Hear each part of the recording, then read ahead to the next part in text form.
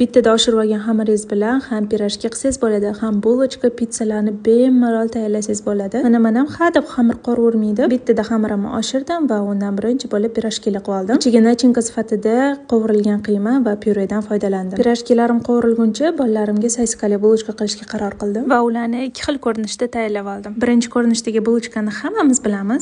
Bu quyon ko'rinishidagini esa sizlarga yaxshilab ko'rsatib berdim. Bolalaringlarni qiziqtirib, sizlar ham xuddi shu usulda qilib ko'ringlar. Oshirma xamirimni yana zuvalachalar qilib, shunaqa pitsalar qilib yubordim. Hammasini birato'la pishirib olishga qaror qildim, chunki ertalab nonushtaga mazza qilib yeb ketishadi. Pitsalarning ichiga ham uyda bor nachinkalardan foydalanib tayyorladim va hammasini ustiga tuxum sariqlardan surib, sedanalardan sepib, quyonchalik qilib tukkan bulochkalarimizni yanada obrazini to'ldirish uchun ularga ham ikkita sedana qilib ko'z qilib qo'ydim va oldindan qizdirilgan duxovkaga 180 gradusda ustilari qizarib chiqquncha yuvardim. Bu oshirma xamiri retseptini описаниеda yozib qoldiraman. Siz ham albatta tayyorlab ko'ring. Bu retseptni pirojkiga o'xshamaydigan tanishingizga jo'natib qo'ying.